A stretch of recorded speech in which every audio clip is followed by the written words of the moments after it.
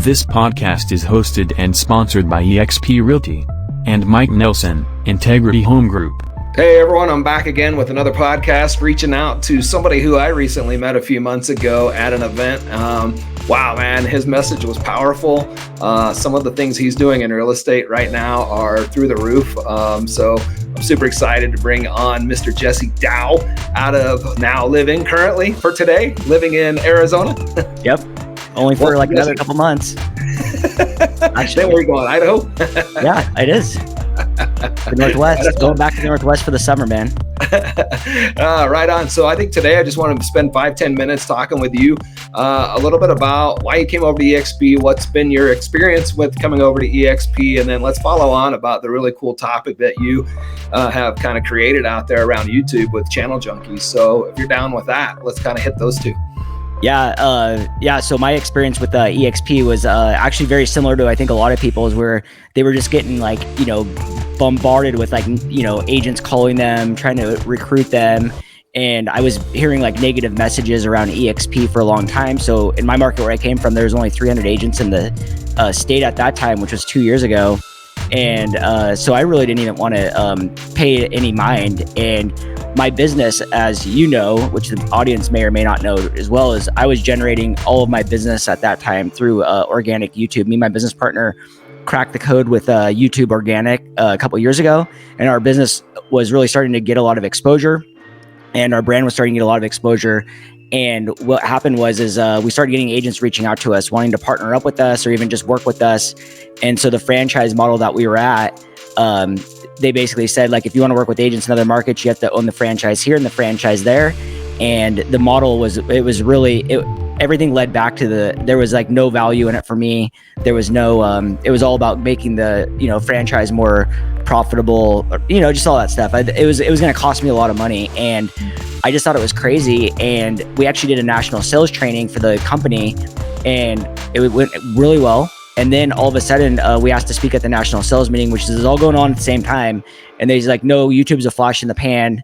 And I was so confused. I'm like, this is crazy. So I told Jackson, my business partner, we need to find something else. So I actually started interviewing brokerages again. And I only started real estate in 2017. So I was still pretty fresh at this time in 2019. And I actually went and interviewed Remax, Keller Williams, Berkshire, Century 21. Dude, the list went on and on and on. And I still remember leaving the Remax meeting and I was like, I'm missing something. I can't figure this out. And I was and then it hit me. I'm if I took away these brands, they're all franchises. And I didn't really understand at that time. And so I got on my phone and I Googled, what are non-franchised real estate brokerages, and eXp popped up. And I was just F them.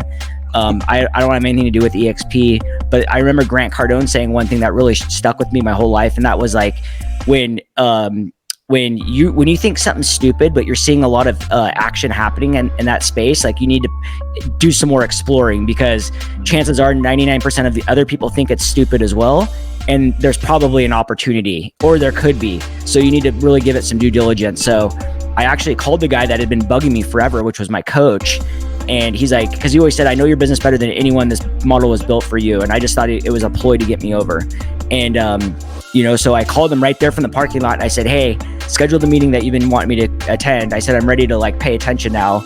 And so 3 days later, I met with eXp's director of growth, Sam Rodriguez at the time. And Frank spent 2 hours.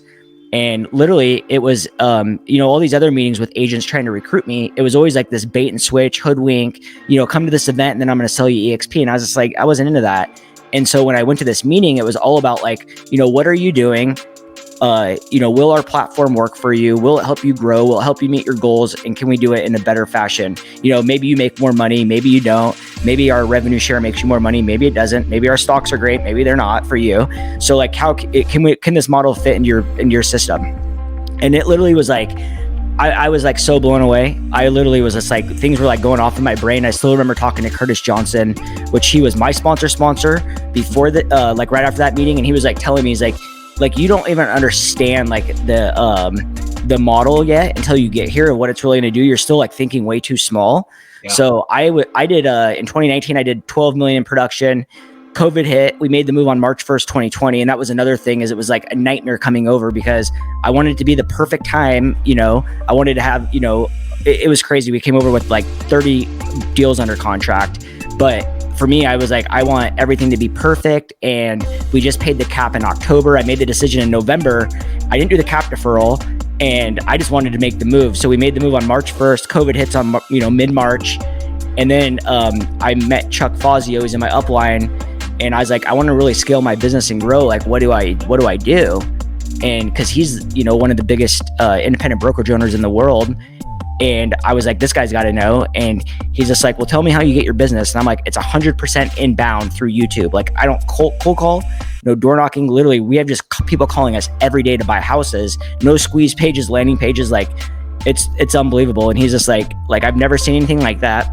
He's like, you have to step out of production. And I'm like, what? I'm like, there's no way that's going to work. He's like, trust me, it's the only way you're going to scale this thing. So I literally stepped out of production on April 1st, 2020. And then from there, it was pretty much game on. Our business grew to 50 million in 2020. We just wrapped up 2021 and we ended up closing 90 million. And I don't produce real estate whatsoever. I just basically have figured out a way to generate a bunch of hot leads. They ring the phones of the agents in the markets.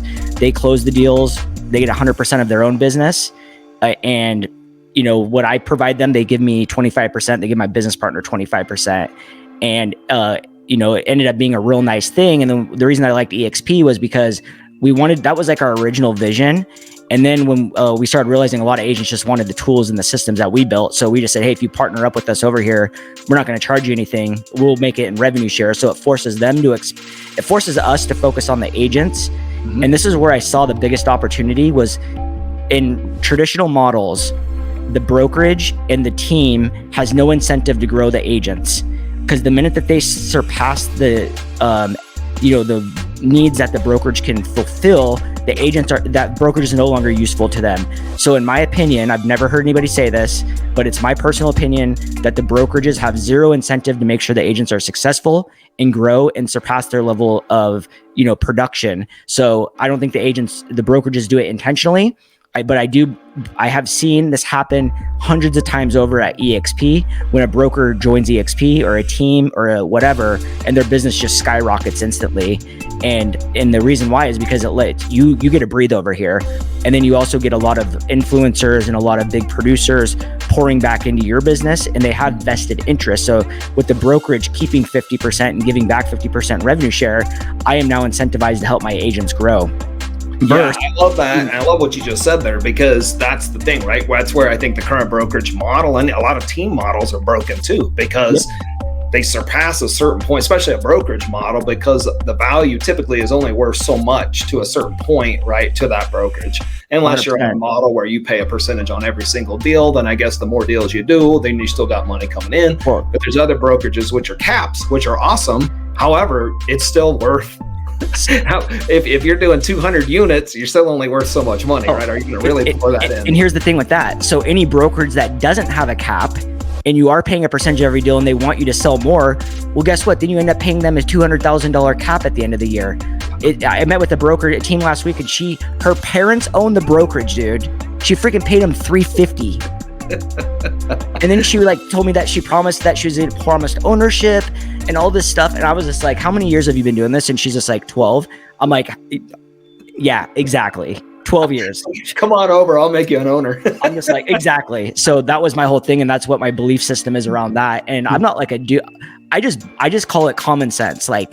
If you write this down, anybody can figure it out. And, a lot of agents get super loyal to their brokerage. And I just wrote this whole thing the other day. And I was very loyal to the brokerage I was with before. eXp didn't get me. My brokerage lost me. And if they would have actually took me to that national sales meeting and put us in front of everyone, I would probably still be there. I would still be selling $12 million a year. And I would be, glad that I made my $200,000 or whatever. And it was just crazy. And I see that happen time and time again. So I always tell everyone, I say, you owe it to yourself that you need to give it everything an opportunity and a look. And then also really understand what other brokerages offer, even if it's not eXp, because there is some competitors coming out now, and people will always assume that they're making the best decisions for themselves because of course it's you. Why would you make a bad decision, right? So you just get pigeonholed into these positions where if you're gonna, this is what I always also correlate this with people, is I say, if you're gonna go pound nails on a board and you get paid $10 to pound nails right here, but you get $100 to pound nails right here, there's no difference. You're on the same board, you're hammering the same way, but one's offering you $100, one's offering you 10. Of course, everyone's going to take the $100 one. And that's the same thing with real estate, is you have to understand where those $100 are coming from and that there are those opportunities. And I think a lot of agents give way too much credit to the brokerages too. The brokerages, in my opinion, like, people don't hire you for that. They hire you for you. And a lot of these brokerages do claim like, I'm the reason that you're getting all your business. And then you ask them, where'd you get your business? They're like, oh, I got it from my friends, my family. Like, I'm like, did they ever ask you where you work? They're like, no. And I'm like, exactly. Like, it's not the brokerage. It's so you have to have a true value exchange. Yeah. And I think that's what you're seeing in today's brokerages, which you could do a whole nother podcast on, around the whole wave and how things are changing and how they're adapting to today's environment and how their, agents are tapped at in the previous model, right? And technology's forcing changes in brokerages and you name it, right? It's the paradigm shifting. There's no doubt about it. Well, sadly, the independent brokerages were really good back in the day, and then the franchise evolved, and then it's not as great as people think it is. And what happens is the franchise owners, and even like these indies now, they realize that the only thing that they control is the overhead in their business. So this is why all these 20-person brokerages are all running with one broker. They're typically owning a team. There's zero support on hand because they're living in a sense of like protecting the assets that they have. So it's like typically when people become millionaires, and Grant Cardone talks about this a lot, is like as soon as they hit $1 million, they're just trying to figure out how to save that $1 million now. They're not still pushing on the methods that got them to $1 million because now they're scared to lose it. And so with the franchise, and I interviewed a brokerage last week, and they even told me, they said he's like, you can't survive anymore. You either have to be 100% brokerage, or, I can't remember what else he said. And I was like, well, eXp pays me to be there. Like, I don't know. They paid me over $200,000 last year, and it's a negative cap, like, in my opinion. So it's a lot of great opportunities. So I always say, if you're going to do something, you might as well have the best opportunity to make a lot more than where you're at now. And my promise is that, like, it will be better than anything that anyone's ever experienced. Like the collaboration, even talking to the brokers, going inside of the eXp world, like it takes a couple days to get used to it. But like once you go through it, dude, you're like, a lot of agents are like, I need an office. And I'm like, trust me, once you figure this out, like you'll never need an office again. And I've never been an office person in my entire life. I remember getting into real estate and going to the office, and I was like, this is stupid. Like these people are all wasting their time. Interrupting me, causing me to start. So I could go on about this all day. No, that's awesome. And I think one thing you said that was really important too, and that was that you got to meet people where they're at, right? It's a matter of everybody sees an opportunity differently, and you can't jam what is a value to you to them because they may not see that as the value, right? So a lot of it's about having an open mind and having the right person take you through asking the right questions to ascertain where the value may be, right? Exactly. And that's the thing, is you can't influence, you're not going to be able to like convince the unconvincible. So it's one of those things where like you do have to have an open mind. And that's the biggest, problem that it's real sad too, especially when you're a business owner. Like we're all business owners, but a lot of agents treat themselves as employees where they're like defending their brokerage that they don't even own. And it's like, you have zero ownership. The best story I have, it'll take me two minutes to say this, is I was talking to a guy who had worked for an independent brokerage for 20 years. And he's like, I'm never leaving this place. I've recruited half of the office just as friendly thing for the team. I loved them. They're super enriched in the community. It's 4 women that own this brokerage. I'm going to ride it out till I die here. They'll never sell it, blah, blah, blah, blah, blah. Like all the things. The next day it was announced that John L. Scott had purchased them. And he literally called me on the phone, and he's like, I feel like the biggest fool in the world. It literally couldn't have been better timing. But he goes, they sold the office. And he goes, I haven't heard a peep from the brokers. He goes, I'm so disappointed. And like, my feelings are really hurt actually, because I've been here for 20 years. He's like, half of these agents here are because of me. And they haven't even contacted me to like say, hey, look, we sold the office. We'd love for you to stay on, all these things. And, because all they do is they go into protection mode at that point in time, because if they want to get paid, they got to stay, and they have to keep the agents at retention. And the other sad piece I also see a lot is like right before a brokerage sales is they're out there recruiting like crazy to try to bolster their agent count, because they already know they're going to see some attrition once the brokerage falters. So, you know, I've seen some big teams make moves and then all of a sudden it sells, and it's like you're disrupting people's lives. Like, this isn't about money at the end of the day. This is about real estate's about providing, you know, a home for people and like helping them through one of the most stressful times of their life and most important decisions. But like as an agent side, these are mouths you're feeding. These are businesses.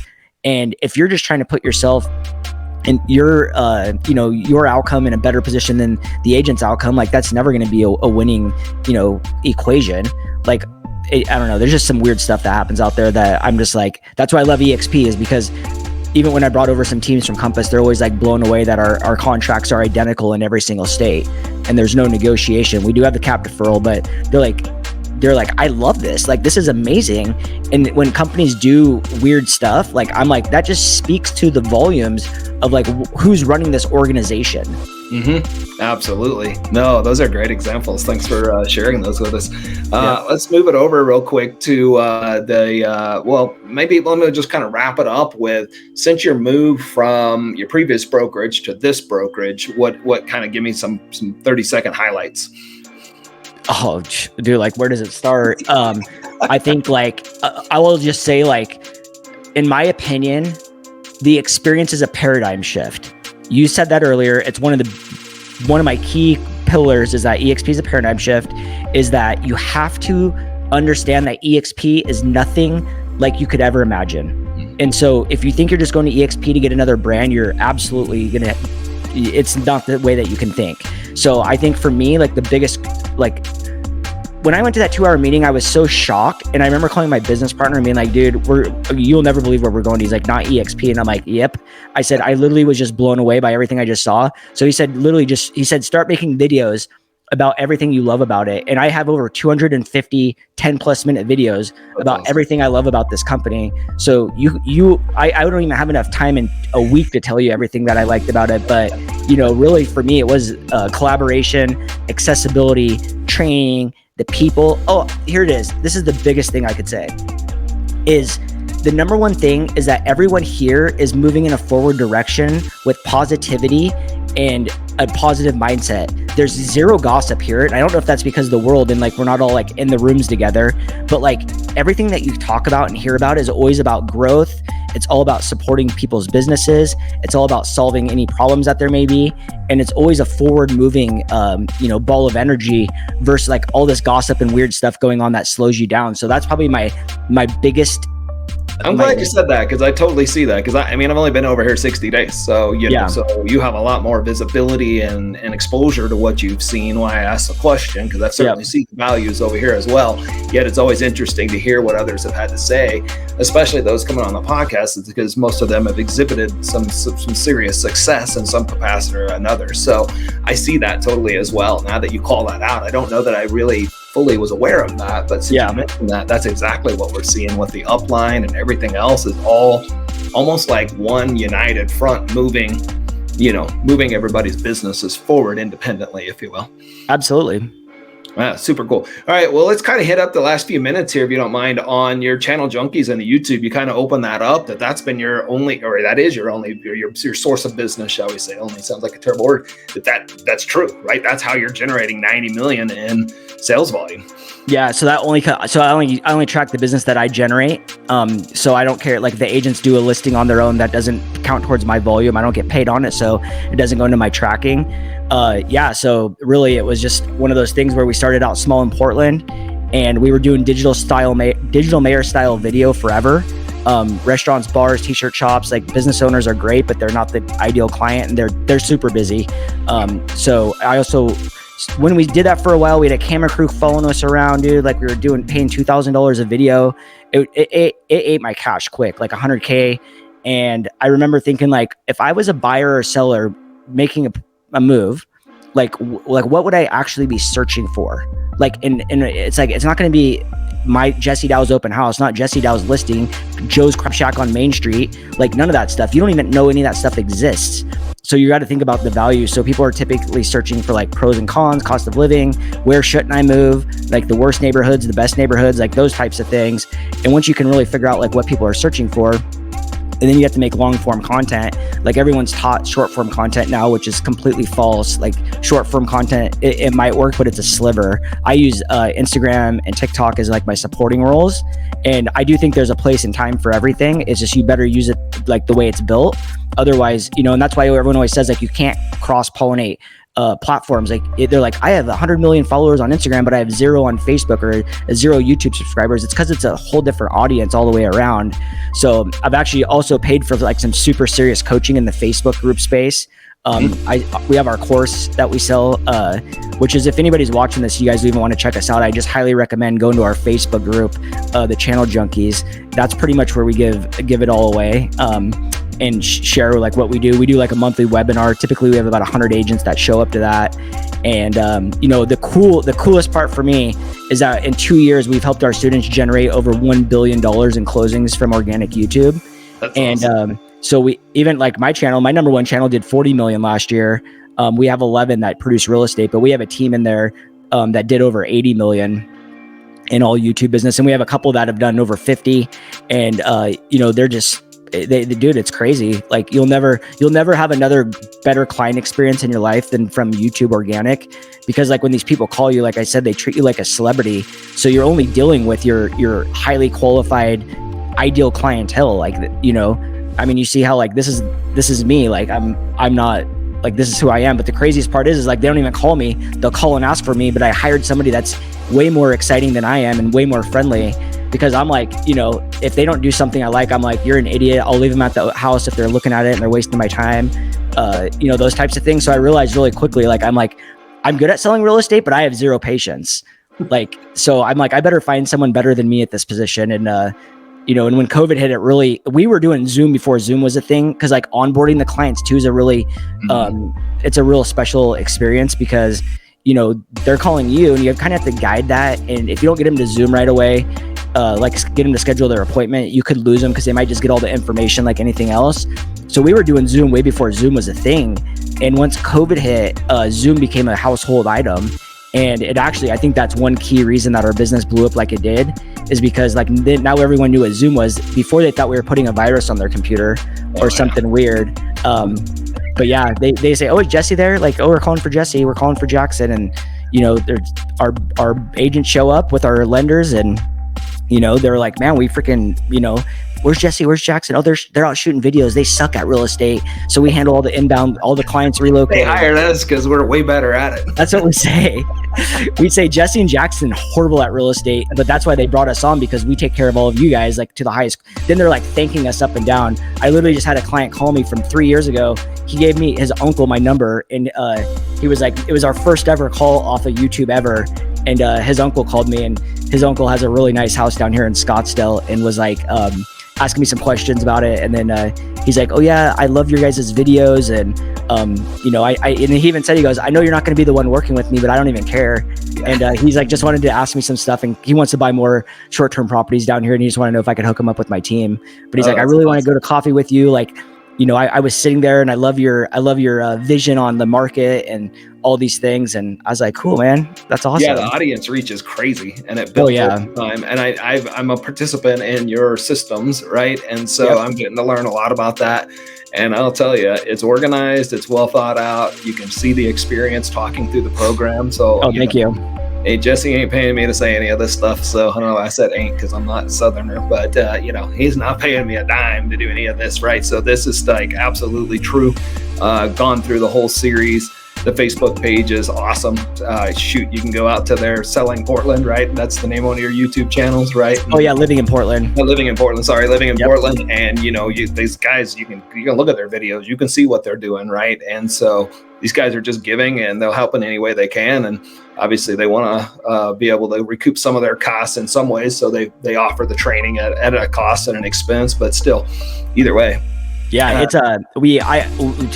I have a really sour spot in my heart for horrible courses.